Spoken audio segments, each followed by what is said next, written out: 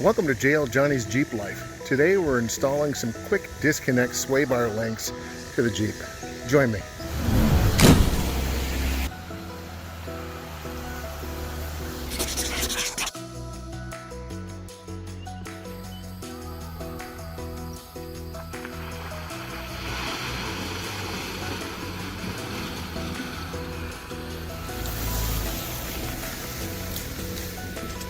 So I got this idea from Cheaper Jeeper TV. I will put a link to his channel down below. One concern that I have is I do not have stock inner fenders. His does, and his goes straight up. This is kind of on an angle. Well, not kind of, it is on an angle. I put it super tight and it looks like it's gonna stay, but we're gonna have to wait and find out.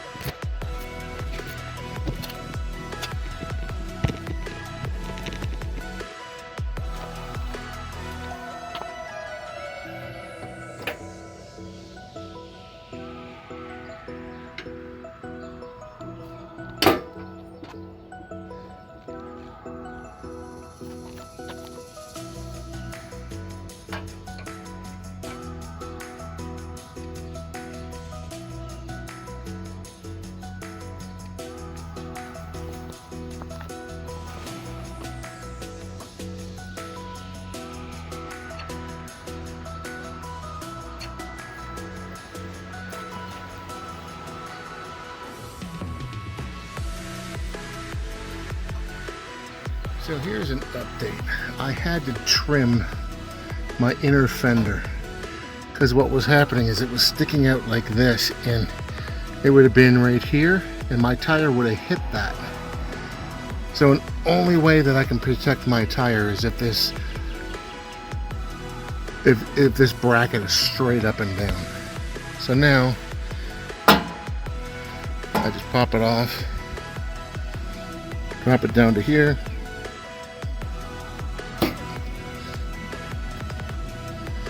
put the cotter pin on, and it's done.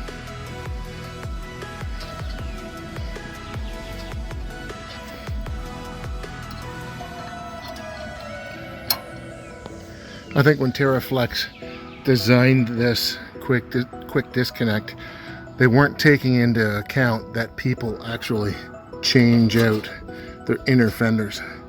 I do have a wire hanging here that is for my daytime driving lights, so I'm gonna have to lift that up inside and tie that off so it doesn't get caught on anything. But that's it. It's all set up on both sides and trimmed on this side as well. So thank you for joining me here at JL Johnny's Jeep Life for the installation of the sway bar disconnect. Join me next week as I will have a new video. In the meantime, please click like if you enjoyed this video, and we'll see you next week. Thank you so much, and until next time, keep the rubber side down. See you again. Bye-bye.